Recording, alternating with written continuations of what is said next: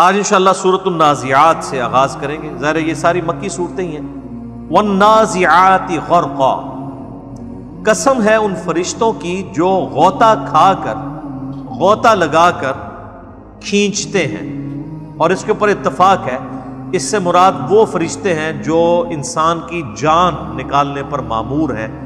ملک الموت علیہ السلام ان کے ساتھ اٹیچ فرشتے، کہ وہ جو گنہگار لوگ ہیں ان کے جسم میں گویا کہ غوطہ لگا کے ان کی ایک ایک رگ و جان سے روح نکالتے ہیں، وَلِعَوْذُ بِاللَّهِ تعالیٰ. اور سخت تکلیف ہوتی ہے.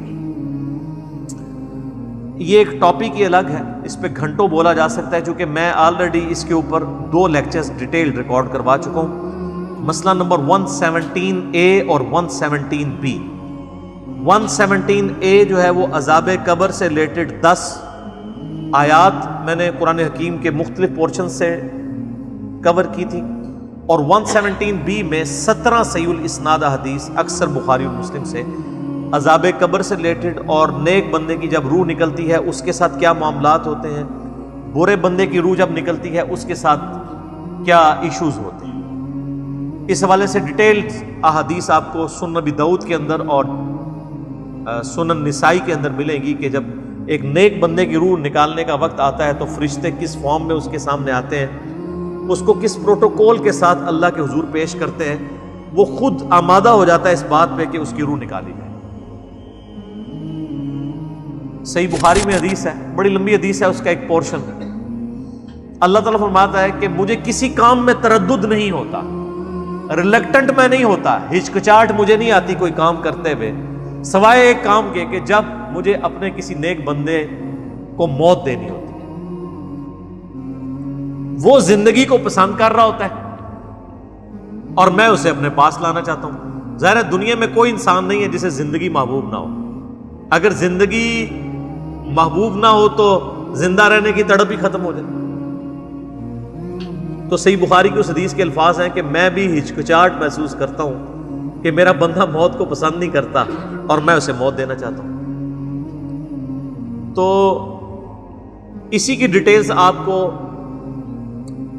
سنن ابی داؤد میں اور سنن نسائی میں ملیں گی کہ فرشتے بڑی اچھی شکل میں نیک بندے کے پاس آتے ہیں. اس کے یعنی یہاں پر ریشمی رومال لا کے رکھا جاتا ہے، پورے پروٹوکول کے ساتھ فرشتے اسے آخرت کی طرف ابھارتے ہیں کہ تمہارا رب تمہارے انتظار میں ہے، حتیٰ کہ وہ خود پھر خواہش کرتا ہے کہ میری روح نکالی جائے. یا ایتھا النفس المطمئنہ ارجعی الی ربک راضیۃ مرضیہ فادخلی فی عبادی وادخلی جنتی. اے اطمینان والی جان، اپنے رب کی طرف لوٹ اس حال میں کہ تو اپنے رب سے راضی اور تیرا رب تجھ سے راضی. آ میرے نیک بندوں میں داخل ہو اور میری جنت میں آ جا. اور بالکل سائملٹینیس کنٹراسٹ انہی احادیث میں ابو داؤد اور نسائی کی آتا ہے کہ جو بدکار انسان ہے اس کی روح جب قبض کی جاتی ہے تو اس پہ بڑا یعنی برا وقت ہوتا ہے. اسی وقت اس کے اوپر نزع کا عالم طاری ہو جاتا ہے، تکلیف کا عالم شروع ہو جاتا ہے. تو ظاہر ہے کہ فرشتے اللہ کی طرف سے مامور ہیں روح نکالنے کے اوپر. تو پہلی آیت میں ان لوگوں کی روح نکالنے کا ذکر ہے کہ جو بدکار لوگ ہیں. والنازعات غرقا، قسم ہے ان فرشتوں کی جو غوطہ لگا کر کھینچ لیتے ہیں. والناشطات نشطا، اور قسم ہے ان کی جو آسانی کے ساتھ بند کھول دیتے ہیں. نیک بندے کی روح اس طرح نکلتی ہے جیسے مکھن میں سے بال نکل جاتا، جیسے مشکیزے کی کسی نے گرہ کھول دی، بڑی آسانی کے ساتھ اس کی روح نکل جاتی. والسابحات سبحا، اور قسم ہے ان فرشتوں کی جو تیزی سے تیرنے والے ہیں، یعنی وہ انسان کے اندر گھس کے اس کی روح کو نکالتے ہیں نا. والسابقات سبقا، اور قسم ہے ان فرشتوں کی جو سبقت لے جانے والے ہیں، اللہ تبارک و تعالی کے حکم کی پیروی میں سبقت لے جانے والے، یعنی فرشتے اللہ تعالیٰ کی طرف سے مامور ہیں اس کے حکم کی پیروی کرنے کے لیے، اور وہ ہر وقت تیار رہتے ہیں کہ ہمارے رب کی طرف سے ہمیں حکم آئے اور ہم اس حکم کی پیروی اختیار کریں. فالمدبرات امرا، اور پھر وہ ہر کام کا انتظام کرنے والے ہیں، یعنی اللہ تعالیٰ جو تدبیر مقرر کرتا ہے فرشتوں کے لیے، ان کو جو ڈیوٹیز اسائن کرتا ہے وہ کام کرتے ہیں. کہ دنیا میں بھی جتنے کام ہو رہے ہیں نا، اللہ تعالیٰ نے ان کے اوپر فرشتے مامور کیے ہوئے ہیں۔ بارش برسانے کے اوپر بھی فرشتے ہیں جو بادلوں کو ہانک کر لے کر آتے ہیں۔ لیکن کسی مسلمان کے ذہن میں بھی کبھی یہ وسوسہ نہیں آیا کہ ہم فرشتوں سے ریکویسٹ کریں کہ فرشتوں بارش برسا دو، کہ گرمی کا موسم قریب آ رہا ہے؟ کبھی کسی نے کہا ہے؟ تو ڈیوٹی تو لگی ہوئی ہے۔ کہتے ہیں جی بزرگوں کی اللہ نے ڈیوٹیاں لگائی ہوئی ہیں، اور بھائی فرشتوں کی بھی اللہ نے ڈیوٹیاں لگائی ہوئی ہیں، تو بارش فرشتوں سے مانگتے ہو یا اللہ سے؟ اللہ سے، کیونکہ صحیح بخاری میں درجنوں احادیث ہیں کتاب الاستسقاء چیپٹر میں کہ نبی علیہ السلام نے بارش کے لیے باقاعدہ نماز اور دعا تعلیم فرمائی ہے، اللہ سے مانگنی ہے۔ تو لہٰذا کسی بزرگ کو، کسی فرشتے کو، کسی بڑے سے بڑی ہستی کو اللہ تعالیٰ نے کسی خدمت میں مامور بھی کیا ہو، تب بھی اس چیز کی متقاضی نہیں ہے کہ اس سے مدد مانگی جائے۔ مدد اللہ ہی سے مانگی۔ اگر اللہ کے علاوہ کسی اور سے مدد مانگیں گے، خواہ وہ اللہ کے اذن کے ساتھ مانگیں، اللہ کا بندہ سمجھ کے مانگیں، غیر محدود سمجھ کے مانگیں، غیر مستقل بذات سمجھ کے جو مرضی اکویشنیں لگا کے مانگیں، وہ شرک کی کیٹیگری میں فال کرنا چاہیے۔ ایاک نعبد و ایاک نستعین، اے اللہ ہم صرف تیری عبادت کرتے ہیں اور غائب میں مدد کے لیے، دعا کے لیے صرف تجھی کو پکارتے ہیں۔ یوم ترجف الراجفہ، جس روز تھر تھرائے گی تھر تھرانے والی، یعنی جب قیامت قائم ہوگی تو پوری زمین کام اٹھے گی۔ تتبعها الرادفہ، اور اس کے پیچھے ایک اور جھٹکا آئے گا۔ قلوب یومئذ واجفہ، اس دن کتنے ہی دل ایسے ہوں گے جو خوف سے کانپ رہے ہوں گے۔ ابصارها خاشعہ، ان کی آنکھیں ڈر کے مارے جھکی ہوئی ہوں۔ یہاں تو بڑے اکڑتے ہیں نا، وہ دیکھی جائے گی جی آگے، اللہ معاف کرنے والے کرتوت کر رہے ہیں اللہ کے دشمنوں والے، اور معافی مانگ رہے ہیں اللہ سے، اور وہ بھی آخرت میں، دنیا میں نہیں۔ دنیا میں مانگی ہوتی تو مل ہی جاتی۔ اللہ تعالیٰ ماتا ہے آنکھیں ڈر سے جھکی ہوئی ہوں گی، کیونکہ پتہ ہوگا نا کیا کرتوت کیے میں۔ یقولون انا لمردودون فی الحافرہ، اور اس وقت وہ کہہ رہے ہوں گے کیا ہم، یعنی اس وقت دنیا میں ان کا یہ کلام ہے، کیا ہم پلٹائے جائیں گے الٹے پاؤں، یعنی مرنے کے بعد ہمیں دوبارہ زندہ کیا جائے گا؟ وہاں جب زندہ ہوں گے تو آنکھیں شرم سے جھکی ہوئی ہوں گی۔ اذا كنا عظاما نخرہ، جب ہم بوسیدہ ہڈیاں ہو جائیں گے تو ہمیں کیا دوبارہ اٹھایا جائے گا؟ قالوا تلك اذا کرۃ خاسرہ، تو وہ بولتے ہیں یہ واپسی تو پھر بڑے گھاٹے کی ہوگی۔ یعنی مراد یہ ہے کہ اگر واقعی مرنے کے بعد زندہ کیا جائے گا تو مارے گئے، تو لہٰذا ہم نے چونکہ مارے تو جانا نہیں ہے، تو یہ مرنے کے بعد جی اٹھنے والی بات ہی یہ فضول ہے، یہ ایسا کچھ نہیں ہونے والا۔ یعنی وہ کبوتر بلی کو تو غائب نہیں کر سکتا، اپنی آنکھیں تو بند کر سکتا ہے، تو انکار ہی کر دیا قیامت کا۔ یہ قیامت کا انکار عقیدے میں بھی ہوگا اور اعمال میں بھی۔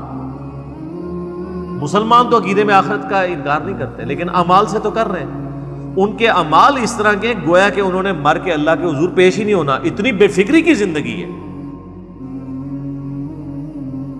دنیا میں چھوٹے سے نقصان کی فکر ہو تو راتوں کی نیندیں برباد ہو جاتی ہیں، یہاں سال ہر سال گزر جاتے ہیں، کبھی اٹھ کے فجر کی نماز نہیں پڑھی، کسی کی رات کی نیند برباد نہیں ہوتی۔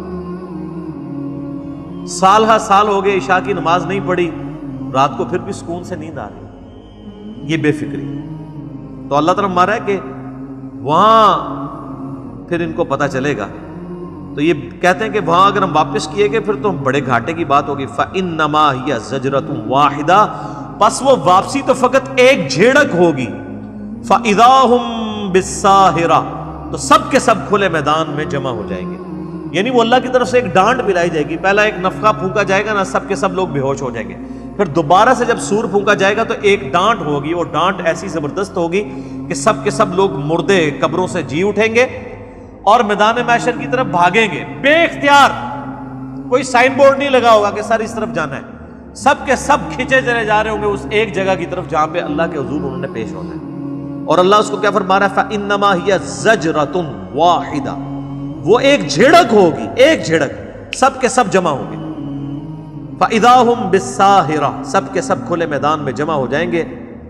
اب یہ قیامت کے دن کا نقشہ کھینچا گیا۔ اب فوراً ہی روئے سخن جو ہے وہ ایک دوسری طرف کیا گیا، حضرت موسیٰ علیہ السلام اور فرعون کے جو معاملات ہوئے تھے اس کی طرف۔ اور قرآن حکیم کا اسلوب یہی ہے کہ اس میں کسی بھی صورت کے اندر آپ کو بوریت نہیں آتی۔ ایک ٹاپک ڈسکس ہوتا ہے تو ملٹیپل ڈائریکشن میں چیزیں ڈسکس ہو رہی ہوتی ہیں۔ حل اتاک حدیث موسیٰ، اے نبی کیا آپ کے پاس موسیٰ علیہ السلام کی خبر پہنچی ہے؟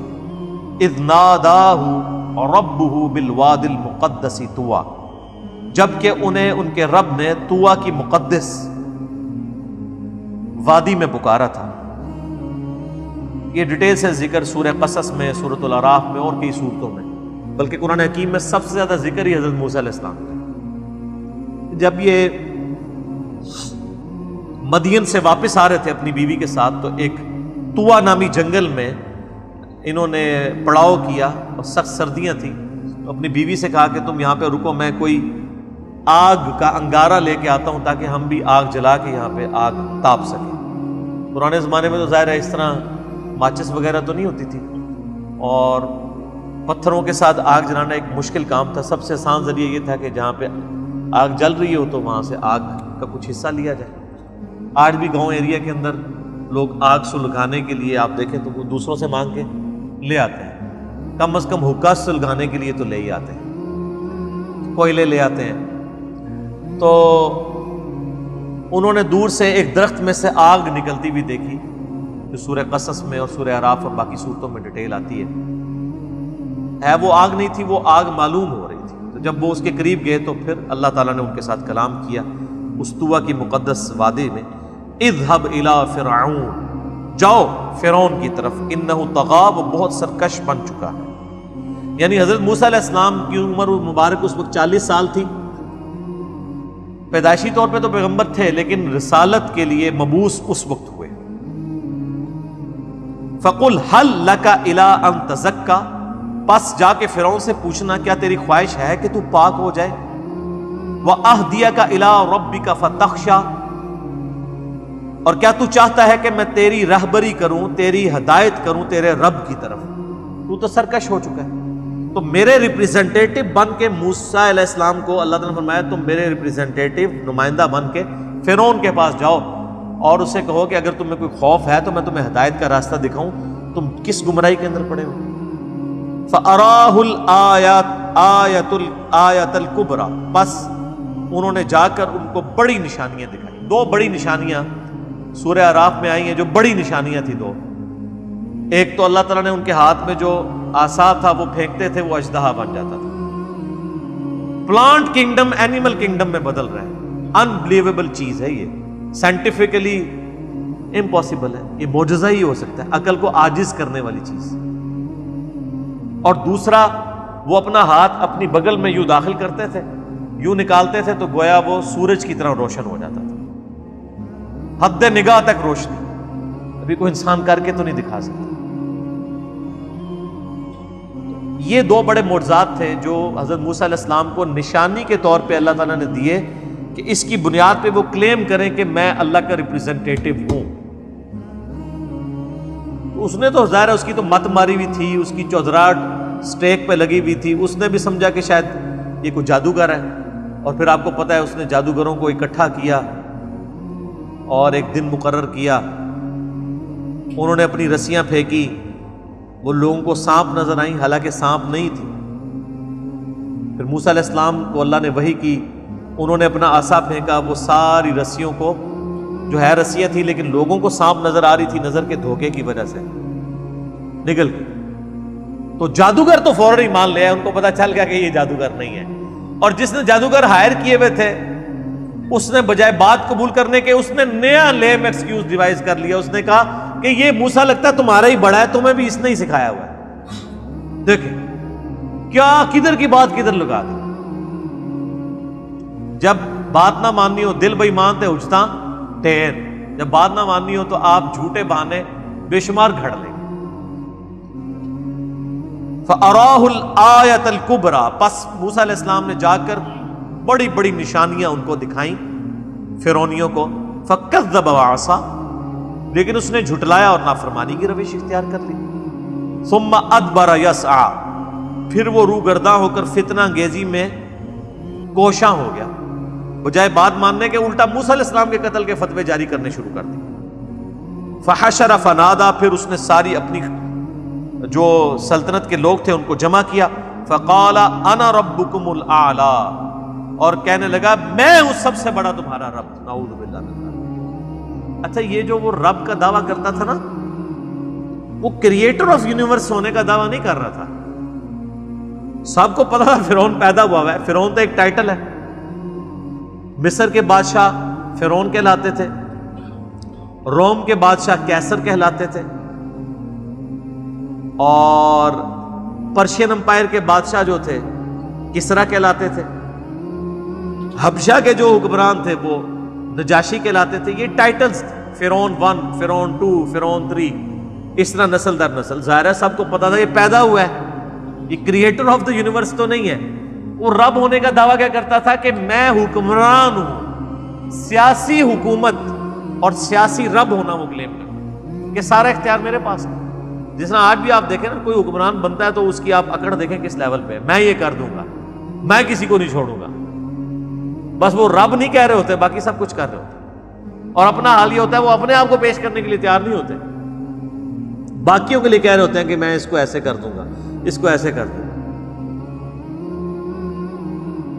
تو اس نے کہا میں ہوں تمہارا رب. نعوذ باللہ. اور سورہ الزخرف میں ڈیٹیل ملتی ہے کہ وہ پھر کہتا ہے کہ دیکھو یہ جتنا نہری نظام ہے مصر کا، جو دنیا کی زرخیز ترین سرزمین تھی اس وقت بھی اور آج بھی، اسی لیے تو مصر پھر تمدن میں بہت اوپر چلا گیا تھا. تو یہ دیکھو ساری نہریں میرے حکم کے نیچے بہتی ہیں، سب جگہ میری حکومت ہے، تو رب تو میں ہوں. کیا میری اطاعت اختیار کرو گے یا اس شخص کی کہ جو بات کرنے میں بھی لکنت ہے جس کی زبان میں؟ بولے اعوذ باللہ. پھر اللہ تو اللہ ہے نا جی. اللہ وہ ہے کہ جو ایک ایسے شخص کو جس کی زبان میں بھی لکنت ہے، اس سے 300 سال کی فرعونیوں کی حکومت الٹوا دیتا ہے. نہتا شخص سیدنا موسیٰ علیہ السلام، کیونکہ پیچھے اللہ ہے نا.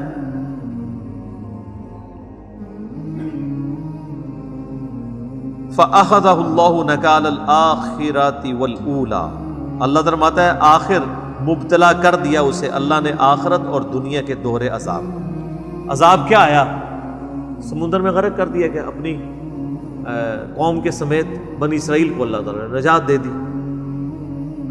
ان فی ذلک لعبرۃ لمن یخشی، بے شک اس واقعے میں عبرت ہے اس کے لیے جو اللہ سے ڈرتا ہے. ہائے ہائے ہائے، یہ بڑی کانٹے کی بات ہے. وہ جو ہدی للمتقین آپ پوچھ رہے تھے اس کی تشریح آئی ہے. اللہ فرماتا ہے قرآن سے اس نے عبرت پکڑنی ہے جو ڈر جائے. سٹارٹ میں بھی آیا ہدی للمتقین. قرآن ہدایت تو سب کے لیے، ہدی للناس آیا قرآن میں. ہدایت تو ہر انسان کے لیے ہے، لیکن وہ انسان ہدایت حاصل کرے گا جو ہدی للمتقین ہوگا. اور ہدی للمتقین کا مطلب کیا؟ ڈر جانے والا، جس نے زندگی میں ایک دفعہ بھی سیریسلی یہ چیز سوچی کہ مجھے میری مرضی کے بغیر جس نے پیدا کیا وہ میرے ساتھ کچھ بھی کر سکتا ہے، مجھے مرنے سے پہلے پہلے اسے راضی کرنا ہے. اس کے دل میں ڈر پیدا ہوگا نا. انسان کی زندگی میں سب سے بڑا ڈر یہی ہے کہ میں کدھر سے آیا ہوں، مجھے کس نے پیدا کیا ہے، میرا اوریجن کیا ہے، میرے ساتھ آخر میں کیا ہونا ہے. اسی پرپز آف لائف کو جو لوگ تلاش کرتے ہیں وہ گاڈ تک پہنچ جاتے ہیں. انہی کے لیے کہا گیا ہدی للمتقین. قرآن میں ہدایت ہے ڈر جانے والوں کے لیے، جو ایک دفعہ سیریسلی سوچ لیں کہ یار ہمیں کسی نے پیدا کیا ہے، ہم اپنی مرضی سے پیدا نہیں ہوئے، اور جس نے پیدا کیا وہ ہمارے ساتھ کچھ بھی کر لے ہمیں کوئی بچا نہیں سکتا، تو ہم کیوں نہ اس کی اطاعت اختیار کر لیں. اور یہاں پہ بھی آیا اللہ فرماتا ہے قرآن میں عبرت اور ہدایت اس کے لیے لمن یخشی، جو ڈر جائے. جو نہ ڈرے اس کے لیے قرآن میں کوئی ہدایت نہیں ہے. فذکر بالقرآن من یخاف وعید، اے نبی قرآن سے اسے ڈر سنائیے جو اللہ کی دھمکی سے ڈرتا ہے. اچھا اللہ بھی کہہ رہا ہے کہ جو ڈرتا نہیں ہے نا اسے ہدایت کو نہیں ملنی. اس کا مطلب ہے قرآن نے آپ کو کان سے پکڑ کے ہدایت نہیں دینی ہے، قرآن نے صرف دعوت دینی ہے. اگر آپ ہدایت قبول کرنے کے لیے تیار نہیں ہیں تو دنیا کے سارے پیغمبر مل کے، دنیا کی ساری کتابیں الہامی مل کے آپ کو ہدایت نہیں دے سکتے. دیکھ لو آپ کتنے طاقتور ہیں. اگر آپ گمراہی پہ اتر آئے، سارے پیغمبر مل کے آپ کو ہدایت نہیں دے سکتے، ساری کتابیں مل کے نہیں دے سکتے. اللہ تو ویسے ہی نہیں دے گا. کیوں؟ اس لیے کہ ہدایت اس کائنات کی سب سے قیمتی چیز ہے. جو قیمتی چیز کی قدر نہ کرے اس کو اللہ ہدایت نہیں دیتا، اور جو قدر کر لے، وہ چاہے بلال حبشی ہو، اس کو ہدایت مل جائے گی، اور اس کے آقا کو امیہ ابن خلف کو نہیں ملے گی. اور جو ہدایت کا طلبگار ہو، چاہے وہ ایک غلام زادہ عمار ابن یاسر ہی کیوں نہ ہو، اس کو ہدایت مل جائے گی. لیکن اس کے آقا ابو جہل کو، جسے ابو الحکم کہا جاتا ہے، حکمت کا باپ، سب سے جینیس بندہ عرب کا، اسے بات نہیں سمجھ آئی. اس کے غلام کو، یاسر کو بھی اور سمیہ کو بھی، اور ان کے بچے عمار کو بھی سمجھ آ گئی. اسی لیے قرآن حکیم میں جب یہودیوں کے بارے میں آتا ہے، وہ کہتے ہیں ہمارے دلوں پہ تو غلاف چڑھے ہیں، نبی تمہاری بات ہم پہ اثر نہیں کرتی. تو فخریہ کہتے تھے. تو اللہ تعالیٰ فرماتا ہے نہیں، تم پہ اللہ کی لعنت ہوئی ہوئی ہے، کیونکہ نبی کا کیا نقصان کر رہے ہو بات نہ مان کے، خود ہی دوزخ میں جاؤ گے. یہاں پہ بھی ہم لوگوں کو کہتے ہیں نا، او جی آپ جو مرضی قرآن حدیث سے بیان کریں، ہم اپنے بزرگوں کے راستے سے نہیں ہٹیں گے. اور یہ فخریہ بیان کر رہے ہوتے ہیں، جبکہ ان کے اوپر لعنت پڑی ہوئی ہوتی ہے. اور اگر آپ کا دعویٰ ہے کہ آپ کے بزرگوں کا طریقہ وہی ہے جو قرآن و سنت کا ہے، پھر تو قرآن و سنت سے آپ کو چڑ ہی نہیں ہونی چاہیے. قرآن و سنت سے چڑ انہی کو ہی ہوتی ہے جن کو پتہ ہے کہ قرآن کی آیت کچھ اور کہہ رہی ہے، ہمارے بزرگ کچھ اور بتا کے گئے ہیں. حدیثیں کچھ اور کہہ رہی ہیں، ہمیں ہمارے بزرگوں نے کچھ اور بتایا، تو کہتے ہیں بات ہی نہیں سنتے. کہتے ہیں نا علی کے لیکچر نہیں سن رہے، اس لیے کہ ان کو پتہ ہے کہ اس نے وہ بات بتانی ہے جو کتابوں میں لکھی ہے. اور جب وہ سنیں گے تو کہیں گے ہمارے تو بزرگ ہمارے ساتھ فراڈ کر کے گئے، تو فوراً ہدایت کا راستہ کھل جائے گا. اللہ کے فضل سے اس پلیٹ فارم سے کبھی یہ بات نہیں ہوئی کہ فلاں کو نہیں سننا. میں کہتا ہوں دنیا کے ہر گمراہ کو سنیں، تاکہ آپ کو پتہ چلے کہ گمراہی اور ہدایت میں فرق کیا ہے. اگر اسلام سچا مذہب ہے اور اسلام کے ماننے والے کوئی اپنے آپ کو اچھے سمجھتے ہیں کہ ہم اچھے مکتب فکر، ہمیں جنتی گروہ ہمارا ہے، تو ان کو تو فخریہ کہنا چاہیے کہ جناب قرآن کھول کے کوئی صفحہ پڑھیں، ہماری ہر بات قرآن سے ثابت ہوگی. اس کی بجائے اگر وہ یہ کہہ رہے ہوں قرآن ڈائریکٹ نہیں پڑھنا آپ گمراہ ہو جائیں گے، تو اس کا مطلب کیا ہے؟ تو دنیا میں ہی سر فیصلہ ہو گیا ہوا ہے کون ہدایت پہ ہے کون گمراہی پہ. البتہ وہ آپ اگر آنکھیں کھولیں گے تو آپ کو پتہ چلے گا. اگر آپ کبوتر کی طرح آنکھیں بند کر کے سمجھ رہے ہیں کہ بلی غائب ہو جائے گی، سر بلی نہیں غائب ہوگی، تھوڑی دیر بعد آپ کی گیچی میں روڑ لے گی. موت کا فرشتہ تیار کھڑا ہے. تو اس لیے اپنے آپ کو دھوکہ نہ دیں. یہ قیامت کی، اس میں قیامت مضمر ہے جی. ان فی ذلک لعبرۃ لمن یخشی، قرآن میں عبرت اس کے لیے ہے جو ڈرے، جو نہیں ڈرتا کچھ نہیں. اور ایک بات یاد رکھیے گا، جو نہیں ڈرتا اسے تبلیغ کرنا بھی حرام ہے. جی ہم تو کہتے ہیں نہیں، اس کو سمجھا کے ہی چھوڑیں گے. اس بات کے اوپر تو اللہ تعالیٰ نے نبی علیہ السلام کو کئی جگہ پہ گرفت فرمائی ہے کہ آپ کیوں اس طرح کرتے ہیں. سَيَذَّكَّرُ مَن يَخْشَىٰ، اے نبی نصیحت اسے کریں جو ڈرتا ہو. وَيَتَجَنَّبُهَا الْأَشْقَىٰ، اور اس سے اجتناب کریں جو بدبختی پہ اترا ہوا ہے، بات سننے کے لیے تیار نہیں ہے. وَيَتَجَنَّبُهَا الْأَشْقَىٰ الَّذِي يَصْلَى النَّارَ الْكُبْرَىٰ، اس بدبخت کو تو ہم اس بڑی آگ پہ پیش کریں گے. ثُمَّ لَا يَمُوتُ فِيهَا وَلَا يَحْيَىٰ، پھر اس آگ میں نہ وہ زندوں میں ہوگا نہ مردوں میں. قَدْ أَفْلَحَ مَن تَزَكَّىٰ، بے شک کامیاب تو وہ ہوا جس نے اپنے نفس کا تزکیہ کر لیا، پاک ہو گیا خود. وَذَكَرَ اسْمَ رَبِّهِ فَصَلَّىٰ، اور اپنے رب کا نام لے کر نماز پڑھی. نماز ہم کس طرح شروع کرتے ہیں؟ اللہ بل تؤثرون الحیات الدنیا، لیکن اکثر اصل مرض تمہارا یہ ہے کہ تم دنیا کی زندگی کو پرائورٹی دیتے ہو. والآخرۃ خیر وابقیٰ، جبکہ آخرت بہتر بھی ہے اور ہمیشہ رہنے والی بھی ہے. ان ھذا لفی الصحف الاولیٰ، یہی ایک یونیورسل ٹروتھ، کانٹے کی بات تھی جو ساری الہامی کتابوں میں تھی جو اس سے پہلے نازل ہوئی. صحف ابراہیم و موسیٰ، چاہے قرآن سے پہلے حضرت موسیٰ علیہ السلام کے صحیفے ہوں یا حضرت ابراہیم علیہ السلام کے صحیفے، ایک ہی کانٹے کی بات تھی، کیا کہ دنیا کی زندگی عارضی ہے، آخرت کی زندگی ہمیشہ کے لیے رہنے والی۔ تو وہاں پہ بھی آیا کہ اے نبی آپ اس کو نصیحت کریں جو ڈر جائے، اور جو ڈرنا نہیں چاہتا اس کے لیے کیا حکم ہے؟ وَإِذَا خَاطَبَهُمُ الْجَاهِلُونَ قَالُوا سَلَامًا، جاہلوں سے واسطہ پڑے تو ان کو کہ السلام علیکم سر، سلام میں متارکت۔ میرا یوٹیوب پہ کلپ بھی ہے، علماء اور جہلاء دونوں ناقابل اصلاح ہیں، کیونکہ بکے ہوئے ہیں، ان کو کوشش نہ کرے سیدھا کرنے کی، الٹا آپ کے لیے وہ بالے جان بن جائے گی۔ دعوت ضرور دیں، لیکن دعوت ایک بار ہوتی ہے بس۔ نبی علیہ السلام کو بھی قرآن حکیم میں کتنے سخت الفاظ میں کہا گیا فَلَعَلَّكَ بَاخِعٌ نَفْسَكَ عَلَىٰ آثَارِهِمْ إِن لَّمْ يُؤْمِنُوا بِهَٰذَا الْحَدِيثِ أَسَفًا، اے نبی اپنی جان کو ہلاک کر لو گے اس غم میں کہ لوگ ہدایت نہیں قبول کر رہے۔ طٰہَ مَا أَنزَلْنَا عَلَيْكَ الْقُرْآنَ لِتَشْقَىٰ، اے نبی قرآن اس لیے نازل نہیں کیا کہ آپ مشقت میں پڑ دیں۔ مَا أَنزَلْنَا عَلَيْكَ الْقُرْآنَ لِتَشْقَىٰ، مشقت میں نہیں ہے، بلکہ یہ تو اس لیے نازل کیا کہ تاکہ جو نصیحت حاصل کرنا چاہتا ہے وہ نصیحت حاصل کرے، آپ اس کو نصیحت کریں۔ اس بات کو سمجھنا ضروری ہے، آپ کا کام صرف دعوت دینا ہے، ہدایت نہیں دینی۔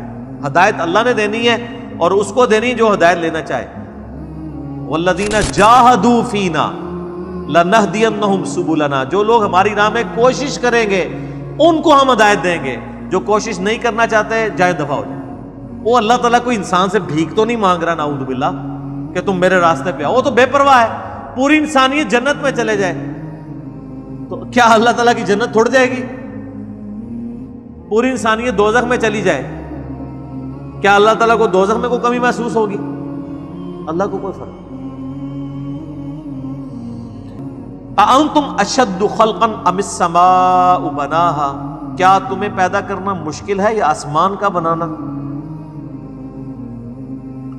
تو جس اللہ نے آسمانوں کو پیدا کیا ہے وہ تمہیں مرنے کے بعد دوبارہ زندہ نہیں کر سکتا؟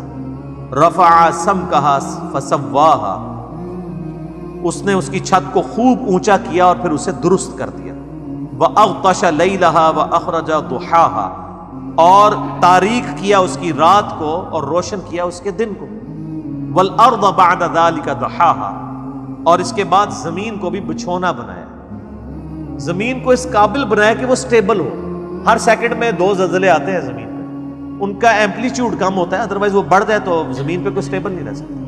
تو زمین بچھونا اس اعتبار سے ہے کہ یہ سٹیبل ہے۔ بچھونے کا یہ مطلب نہیں کہ وہ فلیٹ ہے، ویسے تو بہت بڑے سرکمفرنس پہ ایک چھوٹی سی آرک کو آپ لیں تو فلیٹ ہی ہوتی ہے۔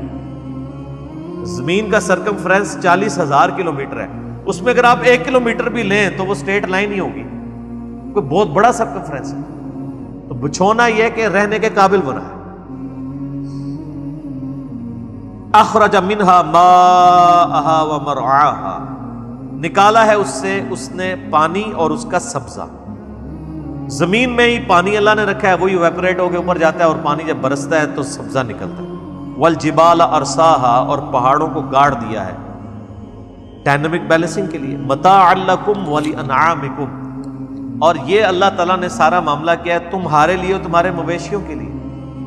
یہ زندگی کا سارا نظام جو ہے اللہ تعالیٰ نے پانی کے ذریعے ہی چلایا ہوا ہے، اور اس سے بھی پہلے سورج کے ذریعے۔ سورج کی تپش سے پانی ویپریٹ ہوتا ہے، بارشوں کی فارم میں برستا ہے، گلیشیئرز کی فارم میں پہاڑوں پہ سٹور ہوتا ہے، پھر سورج کی تپش سے وہ پگھلتے ہیں، اوپر دریا چلتے ہیں، زمین کے نیچے پانی کے دریا چلتے ہیں جو ہم پانی نکالتے ہیں، اور وہی سمندروں کا پانی ہے جو اللہ تبارک و تعالیٰ جو ہے وہ ایویپوریٹ کروا کے سورج کی روشنی کے ذریعے، اس کی تپش کے ذریعے بارش کی فارم میں برساتا ہے، سبزہ اگتا ہے، اس سبزے کو ہم بھی کھاتے ہیں، ہمارے مویشی بھی کھاتے ہیں، ہماری ساری خوراک زمین سے آ رہی ہے۔ آپ دنیا میں کوئی بھی چیز کھا رہے ہیں نا، خواہ وہ ڈائریکٹ کھا رہے ہیں یا ویلیو ایڈیشن کے بعد کھا رہے ہیں، آ رہی زمین سے۔ KFC میکڈونلڈ بھی زمین سے ہی اگا ہوا ہے، سب کے سب، ہر چیز زمین سے۔ کسی چیز کو ڈیپ ڈگ کرے، آخری روٹ اس کا زمین ہے۔ تو اس زمین کے اوپر اللہ نے زندگی آباد کی تمہارے لیے اور تمہارے مویشیوں کے لیے. فَإِذَا جَاءَتِ الطَّامَّةُ الْكُبْرَى، پھر جب وہ آ جائے گی بڑی آفت. یہ میں نے جس طریقے سے اردو بولی ہے نا، عربی اس سے بھی زیادہ ڈاڈی ہے. فَإِذَا جَاءَتِ الطَّامَّةُ الْكُبْرَى، جب وہ بڑی آفت آ جائے گی. کون سی؟ قیامت کا دن. یوم یتذکر الانسان ما سعی، اس دن انسان یاد کرے گا جو دنیا میں اس نے کمائی کی تھی. یعنی کسی نے اچھے اعمال کیے ہوں گے تو وہ یاد کر رہا ہوگا یا اللہ میں نے یہ بھی کیا تھا، یہ بھی ہے، امید ہے میں بچ جاؤں گا. اور جس نے پٹھے کام کیے ہوں گے، برے کرتوت کیے ہوئے ہوں گے، اس کو یاد آ رہا ہوگا میں دنیا میں یہ کر کے آیا ہوں تو اب میرے کرتوت میرے سامنے آئیں گے. وَبُرِّزَتِ الْجَحِيمُ لِمَن يَرَى، اور دوزخ لا کے سامنے کر دی جائے گی ہر دیکھنے والے کے. جیسے یہاں بھی آپ کو پتا نا ورلڈ کپ سے پہلے وہ ٹرافی کی نمائش کر دی جاتی ہے، تو میدان معاشر میں بھی دوزخ لا کے سامنے نمائش کی جائے گی کہ پتروں تیار ہو جاؤ جتنے جو ہونی ہے. تو ظاہر آپ سمجھ سکتے ہیں کہ اس وقت جنہوں نے دنیا میں برے اعمال کیے ہیں وہ تو خود ہی اپنے اوپر گواہ ہو جائیں گے کہ یہ ٹرافی انہی کو ملنے والی ہے. اللہم اجرنا من النار، اللہم اجرنا من النار، اللہم اجرنا من النار. اللہم من احییتہ منا فاحیہ علی الاسلام ومن توفیتہ منا فتوفہ علی الایمان. آمین. اب جناب یونیورسل ٹروتھ آ رہا ہے اللہ کی طرف سے، بالکل مختصر 2-4 جملوں میں پوری کی پوری قیامت مضمر ہے. پورا فلسفہ آ گیا دین کا. فَأَمَّا مَن طَغَىٰ، پس جس نے بھی دنیا میں سرکشی کی، وَآثَرَ الْحَيَاةَ الدُّنْيَا، اور دنیا کی زندگی کو پرائورٹی دی، ترجیح دے دی، فَإِنَّ الْجَحِيمَ هِيَ الْمَأْوَىٰ، تو اس کا ٹھکانہ ہوگا دوزخ. 3 جملوں میں پوری الہامی کتابوں کی دعوت کا خلاصہ. فَأَمَّا مَن طَغَىٰ، جس نے سرکشی کی، اللہ کی حدوں کو پھلانگا دنیا میں، وَآثَرَ الْحَيَاةَ الدُّنْيَا، اور دنیا کی زندگی کو سب کچھ سمجھ لیا، اسے پرائورٹی دے دی، ترجیح دے دی، فَإِنَّ الْجَحِيمَ هِيَ الْمَأْوَىٰ، اس کا ٹھکانہ ہوگا دوزخ. 3 جملوں میں کنکلوڈ ہو گیا کہ ایک کیٹیگری یوں ہوگی. آگے سنیں. وَأَمَّا مَنْ خَافَ مَقَامَ رَبِّهِ، اور جو پوری زندگی ڈرتا رہا کہ اسے اپنے رب کے حضور کھڑا ہونا ہے. وَنَهَى النَّفْسَ عَنِ الْهَوَىٰ، اور اپنے نفس کو خواہشات سے روکی رکھا. ہر وہ بری خواہش جو اللہ کی نافرمانی کے اوپر مشتمل ہے اس سے روک کے رکھا. فَإِنَّ الْجَنَّةَ هِيَ الْمَأْوَىٰ، اس کے لیے جنت ٹھکانہ ہوگا. سمپل. 3 جملوں میں دوزخیوں کا ذکر اور 2 جملوں کے اندر جنتیوں کا ذکر ہوگا. سر یہ 5 آیات ہی ہوتی نا، صرف قرآن نہ بھی نازل ہوتا، یہ انسانیت کی ہدایت کے لیے کافی تھی. ساری نبیوں کی دعوت کا خلاصہ یہی ہے کہ جس نے دنیا میں سرکشی کی، خدا کی نافرمانی کی، دنیا کی زندگی کو ترجیح دی، باقی جو دنیا کی ضرورتیں ہیں تو آپ نے پوری کرنی، ترجیح دے دی آخرت کے اوپر، حلال و حرام کی تمیز گنوا دی، اللہ کی نافرمانی کی، حقوق العباد پورے نہیں کیے، اس کا ٹھکانہ دوزخ. اور جو شخص ڈرتا رہا ہر وقت کہ میں نے یہ کام کیا تو مجھے اللہ کو جواب دینا ہوگا تو میں بچ جاؤں، اور یہ کام نہ کیا تو اللہ کو جواب دینا ہوگا، میں اس کے اوپر استقامت اختیار کروں فرائض کے اوپر، تو اللہ فرماتا ہے اس کا جنت ٹھکانہ. اللہ خیر صلی اللہ. یہ ٹوٹل دعوت کا خلاصہ. اسی لیے صورتیں شروع میں نازل ہوئی تھی، اسی لیے تو بھوچال آ گیا تھا نا پھر کہ یہ کون سی دعوت کھڑی ہوگی. تو قرآن حکیم میں یہ بالکل اینڈ پہ جو صورتیں جو ہے مصحف کی ترتیب میں شروع میں نازل ہوئی. یسألونک عن الساعۃ ایان مرساہا، اے نبی آپ سے پوچھتے ہیں کہ قیامت کب قائم ہوگی. اور بھائی قیامت کی تیاری کرو، تاریخ اور ڈیٹ پوچھنے کی کیا ضرورت ہے. فیما انت من ذکراہا، اے نبی اس کا آپ سے کیا تعلق، یعنی آپ نے نہ قیامت آپ نے برپا کرنی ہے، نہ آپ کو ہم نے اس لیے دنیا میں بھیجا کہ آپ لوگوں کو یہ بتائیں کہ قیامت کون سے سن میں آنی ہے اور کون سی تاریخ کو آنی ہے. آپ کا کام تو صرف قیامت سے ڈر سنانا ہے. الی ربک منتہاہا، یہ تو آپ کے رب کے پاس ہے. وَيَقُولُونَ مَتَىٰ هَٰذَا الْوَعْدُ إِن كُنتُمْ صَادِقِينَ، سورہ ملک میں آتا نا، یہ پوچھتے ہیں کہ وہ وعدے کا دن کب آئے گا، اگر سچے ہو تو بتاؤ. تو قُلْ إِنَّمَا الْعِلْمُ عِندَ اللَّهِ وَإِنَّمَا أَنَا نَذِيرٌ مُبِينٌ، اے نبی فرماؤ قیامت کا علم تو اللہ کے پاس ہے، میں تو صرف ڈر سنانے کے لیے آیا ہوں۔ الی ربک منتہاہا، اس کی انتہا تو آپ کے رب کی طرف ہے، وہ جب چاہے گا آئے گی، میرے پاس تو کوئی، انما انت منذر من یخشاہا، میں تو صرف خبردار کرنے والا ہوں اس شخص کو جو ڈر جائے قیامت سے۔ پھر وہی الفاظ آ گئے، یعنی نبی کی ہدایت کا فائدہ کسے ہے؟ جو ڈر جائے، جو نہ ڈرے کوئی فائدہ نہیں۔ سر آپ نے برتن ہی الٹا کیا ہوا ہے، پیغمبر مشکیزہ کیا پورا سمندر بھی الٹ دے اس میں تو نہیں جائے گا۔ ہدایت اس کے لیے جو اپنا برتن سیدھا کرے، یہ ہے ہدی للمتقین۔ ہدی للمتقین ایک عام شخص بھی ہو سکتا ہے، اور بڑے سے بڑا نیکوکار دنیا کی نظر میں داڑھی پگڑی والا، اپنے لبادے سے دھوکہ دینے والا شخص ہدی للمتقین نہیں ہو سکتا۔ اس نے دین کو پروفیشن سمجھا ہوا ہے۔ جس طرح آپ کپڑا بیچتے ہیں وہ دین بیچ رہے ہیں، آپ نے جوتیوں کی دکان کھولی ہے، اس نے مدرسہ کھولا ہوا۔ یہ لادہ بات ہے کہ آپ کا مہینے کا خرچہ نہیں پورا ہوتا، وہ روزانہ چھوٹا گوشت کھاتا ہے، کیونکہ آپ بکرے جا کے دیتے ہیں، آپ پورا مہینہ جو محنت کرتے ہیں آپ جا کے ایک کالا بکرا ادھر دے دیتے ہیں، وہ کھا رہا ہوتا ہے۔ اور پھر بھی دین آپ کو ٹیمپرڈ فارم میں پیش کر رہا ہوتا ہے، اور پھر آپ کو ممبر پہ چڑھ کے یہ بھی کہہ رہا ہوتا ہے قرآن حدیث ڈائریکٹ نہ پڑھنا، گمراہ ہو جاؤ گے۔ ان چیزوں کی تنخواہیں آپ ان لوگوں کو دے رہے ہیں۔ پنجابی میں جو محاورہ ہے نا، کتی چورنا نلی ہے۔ کتا کیوں پالا جاتا ہے؟ گھر کی حفاظت کے لیے، اسی لیے پالا جاتا ہے۔ اور اگر کتا ہی چوروں کو بتائے کہ قیمتی مال فہاں رکھا ہوا، تو اس کو پنجابی میں کہا جاتا ہے کتی چورن نلی ہے۔ اور آپ کو حیرانگی ہوگی کہ علماء سو کے لیے قرآن میں کتے کی مثال ہی آئی ہے۔ سورہ اعراف کی آیت نمبر 175 میں بلعام بن بعورہ کو کہا کتے کی طرح زبان ہانپتا رہتا ہے، اس کی رالیں ٹپکتی ہیں، خواہ اس پہ بوجھ ڈالا جائے یا نہ ڈالا۔ اور صرف قرآن میں نہیں، سنن نبی داؤد میں نبی علیہ السلام نے فرمایا کہ میری امت میں ایسے گروہ پیدا ہوں گے، ان میں بدعتیں اس طرح راسخ ہو جائیں گی جیسے باولا کتا کسی کو کاٹ جائے اور اس کے ایک ایک رگ و ریشے میں بدعت داخل ہو جائے میری امت۔ تو یہ باولا کتا کون سا کاٹتا ہے کہ جس کی وجہ سے انسان کے رگ و ریشے میں گمراہی داخل ہو جاتی ہے؟ کوئی اسکواش کا پلیئر تو نہیں ہوتا، کوئی کرکٹ کا پلیئر تو نہیں ہوتا، مولوی ہوتا ہے نا۔ بدعت مولوی داخل کرتا ہے نا۔ تو نبی علیہ السلام نے بھی کتے کی مثال بیان کی، قرآن میں بھی کتے کی مثال۔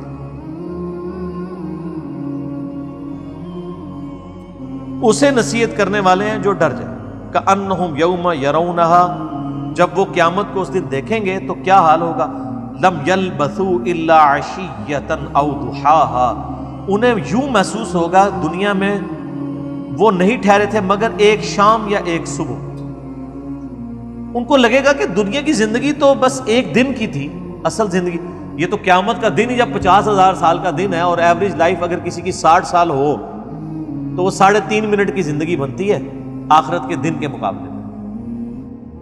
تو قیامت کے دن انسان کہے گا شاید میں دنیا میں تو ایک دن یا ایک رات ہوں۔ اس سے بھی بڑھ کے صحیح مسلم میں جو نقشہ کشی کھینچی گئی ہے نا، نبی علیہ السلام فرماتے ہیں قیامت والے دن اللہ تعالیٰ ایک مفلس اور نادار شخص کو بلائے گا جس نے دنیا میں بڑی مشکل کی زندگی گزاری ہوگی لیکن اللہ کا تابع فرمان رہا ہوگا۔ غربت کے باوجود اس نے اللہ کی نافرمانی نہیں کی ہوگی، نمازیں نہیں چھوڑی ہوں گی، حلال و حرام کی تمیز نہیں چھوڑی ہوگی، اگرچہ وہ حرام کما کے امیر بھی ہو سکتا تھا۔ اللہ تعالیٰ فرشتوں کہے گا اسے ایک پھیرا ذرا جنت کا لگوا دو۔ صحیح مسلم کے الفاظ ہیں، جب وہ جنت کا پھیرا لگا کے واپس آئے گا نا، اللہ فرمائے گا دنیا میں کوئی تکلیف دیکھی تو نے؟ کہے گا یا اللہ میں نے دنیا میں کوئی تکلیف نہیں دیکھی۔ ایک جنت کا پھیرا اس کی دنیا کی زندگی کی ساری تکلیفوں کو ختم کر دے۔ پھر ایک ایسے شخص کو بلایا جائے گا جس نے بڑی ٹھاٹھ کی زندگی دنیا میں گزاری ہوگی اور نافرمانی ڈٹائی کے ساتھ کی ہوگی اور دنیا میں عیاشی کی ہوگی۔ اللہ فرمائے گا اسے ذرا دوزخ کا ایک پھیرا لگواؤ۔ اسے جب دوزخ کا پھیرا لگایا جائے گا نا، اللہ فرمائے گا کیا دنیا میں تو نے کوئی خیر کا دن دیکھا؟ وہ کہے گا یا اللہ تیری عزت کی قسم دنیا میں نے کوئی خیر دیکھی نہیں۔ وہ دوزخ کو دیکھ کے دنیا کی ساری عیاشی کے 60-70 سال بھول جائے گا۔ تو یہ جو لوگ کہتے ہیں ایک پھیرا ہی لگنا ہے، یہ پھیرا صرف اس کو عبرت کے لیے جلائے گا، جو باقی تو اس کو بعد میں جو پھینکنا ہے اللہ نے وہ تو پھینکنا ہی پھینکنا ہے۔ میرا فکر آخرت کے اوپر زندگی کا آپ سمجھ لیں اہم ترین لیکچر ہے مسئلہ 196، کاش میں دنیا میں واپس جا سکتا۔ سر وہ لیکچر دیکھنے والا ہے، جس کیفیت میں نے ریکارڈ کروایا ہے وہ کیفیت شاید دوبارہ اس طریقے سے طاری ہونا بھی مشکل ہو۔ ایک میت کے اوپر میں نے وہ لیکچر ریکارڈ کروایا تھا، مسئلہ 196، کاش میں دنیا میں واپس جا سکتا۔ ایک دفعہ ضرور زندگی میں ٹائم نکال کے وہ ویڈیو دیکھیں۔ تو آخرت میں جا کے انسان کو یہ لگنا ہے میں نے دنیا میں تو بڑا تھوڑا وقت گزارا ہے، اصل زندگی تو آخرت کی زندگی۔